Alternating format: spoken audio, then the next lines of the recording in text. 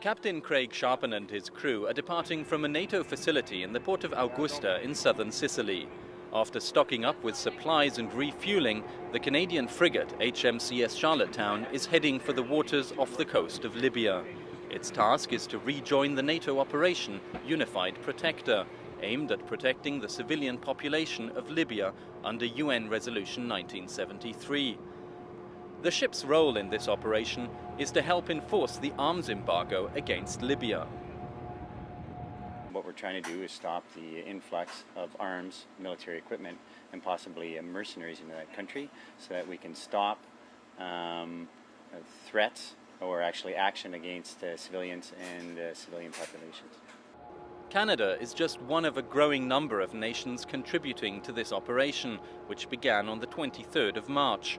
The area of operation is the central Mediterranean, one of the most congested waterways in Europe. Enforcing an arms embargo here requires lots of cooperation and coordination by all the NATO partners involved. What we do is we link all our radar images together, all the ships, and then from that, what we're doing is creating sort of a map of all the contacts in the area. We're also working with aircraft as well that are tracking vessels, and from that we have a full picture of all the vessels in the area. Based on this information and other intelligence sources, the commander decides which vessels to board and inspect.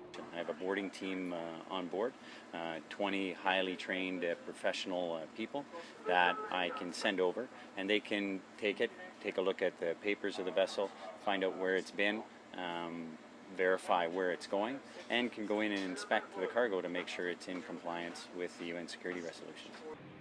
Just after leaving Sicily, the ship's alarm sounds and everybody rushes to put on their protective clothing and man their stations. Even the public information officer doesn't know if there's a real threat or not.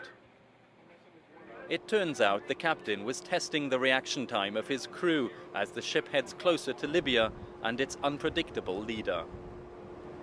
Many of these verifications are done without warning to the crew, and that's part of their ability to prove our readiness to assume a force protection state or action station or any other given state of readiness for the ship.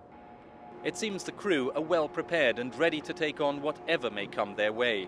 They left Halifax a month ago at just 48 hours' notice, expecting to help evacuate Canadian citizens from Libya.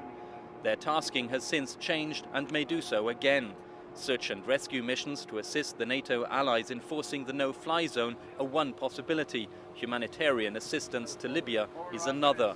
We'll be following the progress of HMCS Charlottetown and its crew over the coming days. I'm Mike Mühlberger reporting for the NATO channel from the central Mediterranean.